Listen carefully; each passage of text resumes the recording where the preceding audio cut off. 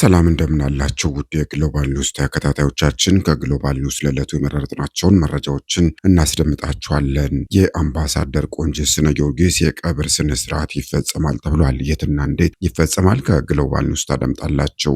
ኢትዮጵያ በነገው ዕለት የዓለም አትሌቲክስ የአንድ ቀን የሩጫ ውድድር በአዲስ አበባ ስቴዲየም ልታስተናግድ ስለመሆኑም እንደዚሁ መረጃዎች ደርሰውናል። ዝርዝሩን ወደ እናንተ እናደርሳለን። እንደዚሁም በዓለም አቀፍ መረጃችን ደግሞ እስራኤልና ሊባኖስ የ10 ቀናት የተኩስ አቁም ማድረጋቸውም ተሰምቷል። ይህ የሰላም ስምምነት ምን ጉዳዮችን አካቷል? ከግሎባል ኒውስ እነዚህንና መሰል መረጃዎችን የምናስደምጣችሁ ይሆናል። የተከበራችሁ የግሎባል ኒውስ ተከታታዮቻችን ቻናሉን ሰብስክራይብ እና ላይክ እያደረጋችሁ ቤተሰብ ሁኑ። በቀዳሚነትም የአምባሳደር ቆንጂት ጊዮርጊስ የቀብር ስነ ስርዓት በነገው ዕለት እንደሚፈጸም ተሰምቷል።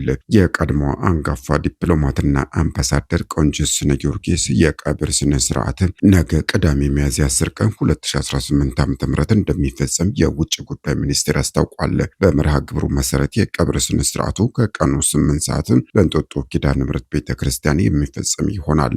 አምባሳደር ቆንጂት የውጭ ጉዳይ ሚኒስቴርን በ1950ዎቹ በለጋ እድሜያቸው ተቀላቅለው ከዴስክ ኦፊሰርነት እስከ ከፍተኛ አመራርነት አገልግለዋል። አምባሳደር ቆንጂት ከዮዲት እምሩ በመቀጠል በኢትዮጵያ ሁለተኛዋ ሴት አምባሳደርም ናቸው። አምባሳደሯ በኦቶዋም፣ ካይሮ፣ ቴልአቪቭ እና ቬና በሚገኙ የኢትዮጵያ ሚስዮኖች ባለሙሉ ስልጣን አምባሳደር ሆነው ያገለገሉ ሲሆን በአፍሪካ ህብረትና በተባበሩት መንግስታት የአፍሪካ ኢኮኖሚክ ኮሚሽንም ቋሚ መልእክተኛ በመሆን ሰርተዋል። በሌላ ዜናችን ደግሞ ኢትዮጵያ ለመጀመሪያ ጊዜ የዓለም አትሌቲክስ የአንድ ቀን የሩጫ ውድድር ነገ በአዲስ አበባ ስቴዲየም ልታስተናግድ መሆኑን ሰምተናል። በነገው ዕለት ሚያዝያ 10 ቀን 2018 ዓ.ም ኢትዮጵያ በታሪኳ ለመጀመሪያ ጊዜ የዓለም አትሌቲክስ የአንድ ቀን የሩጫ ውድድር ታስተናግዳለች። በአዲስ አበባ ስቴዲየም በሚካሄደው በዚህ ታላቅ ውድድር የአፍሪካ ፈጣኑ አትሌት ፈርዲናንድ ኦማንያላን ጨምረው ከ70 በላይ ስመጥር የዓለም አቀፍ አትሌቶች እንደሚሳተፉበትም ይጠበቃል። ይህ ኩነት ኢትዮጵያ በአትሌቲክስ ያላትን የቆየ ዝና በውድድር አዘጋጅነትም ጭምር የምታሳይበት እንደሚሆንም ከወዲሁ ግምት እየተሰጠው ነው የሚገኘው። አዲስ አበባም እንግዶቿን ተቀብላ ውድድሩን ለማስተናገድ አስፈላጊውን ዝግጅት አጠናቃለች ተብሏል። የተከበራችሁ የግሎባል ኒውስ ተከታታዮቻችን ዜናዎቻችን እንደቀጠሉ ናቸው። ወደ ሌላኛው ዓለም አቀፍ ወሬያችን ስናልፍ ደግሞ የአሜሪካው ፕሬዝዳንት ዶናልድ ትራምፕ በእስራኤልና ሊባኖስ መካከል ለ10 ቀናት የሚቆይ የተኩስ አቁም ስምምነት ላይ መደረሱን አስታውቋል። ፕሬዝዳንቱ ይህንን ይፋ ያደረጉት ከሁለቱ ሀገራት መሪዎች ጋር በጣም ጥሩ ያሉትን ውይይት ካደረጉ በኋላ መሆኑን ገልጸዋል። ፕሬዝዳንት ትራምፕ በማህበራዊ ትስስር ገጻቸው ባስተላለፉት መልእክት ከሊባኖስ ፕሬዝዳንት ጆሴፍ አውንና ከእስራኤል ጠቅላይ ሚኒስትር ቤንያሚን ኔታንያሁ ጋር መነጋገራቸውን አረጋግጠዋል። የተኩስ አቁሙ ለ10 ቀናት የሚቆይ ሲሆን ይህም ለዘላቂ ሰላም እንደ መጀመሪያ እርምጃ ተወስዷል።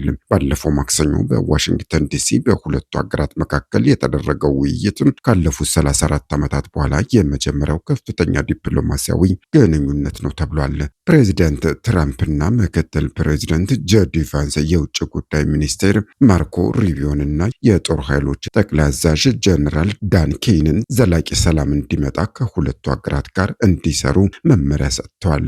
እንደ ፕሬዚደንት ትራምፕ ገለጻ በዓለም ዙሪያ እስካሁን 9 የሚደርሱ ጦርነቶችን መፍታት የቻሉ ሲሆን ይህ 10ኛው ይሆናል በማለትም ነው እሳቸው የገለጹትም። የሊባኖስ ፕሬዚደንት ጽህፈት ቤት በበኩሉ ፕሬዚደንት አሁን ለአሜሪካቻቸው ትራምፕ ለሰላም ጥረታቸው ምስጋና ማቅረባቸውን ገልጸዋል።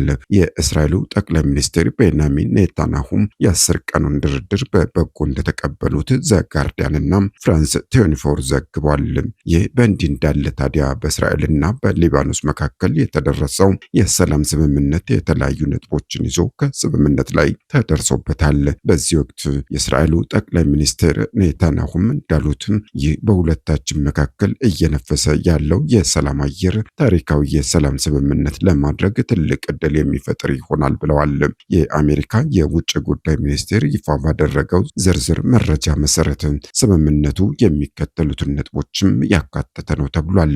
እስራኤል እስራኤል በማንኛውም ጊዜ በታቀዱ በተጨባጭ ወይም ደግሞ በቀጣይ ከሚፈጸሙ ጥቃቶች ራሷን ለመከላከል አስፈላጊውን እርምጃ ሁሉ የመውሰድ መብት እንዳላትና ሊባኖስ ሄዝቦላህና ሌሎች ከመንግስት ውጭ የሆኑ የታጠቁ ቡድኖች በእስራኤል ኢላማዎች ላይ ጥቃት እንዳይሰነዝሩ ለመከላከል ትርጉም ያላቸውን እርምጃዎች መውሰድ የሚሉት ተካተውበታል።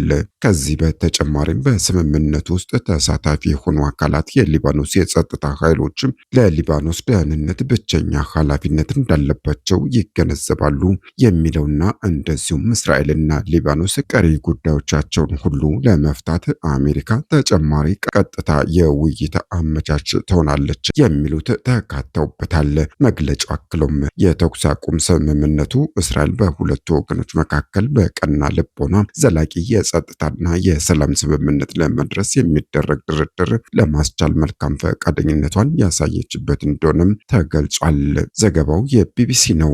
ውድ የግሎባል ኒውስ ተከታታዮቻችን ቻናሉን ሰብስክራይብ እና ላይክ እያደረጋችሁ ቤተሰብ ሁኑ። ሰናይ ምሽት።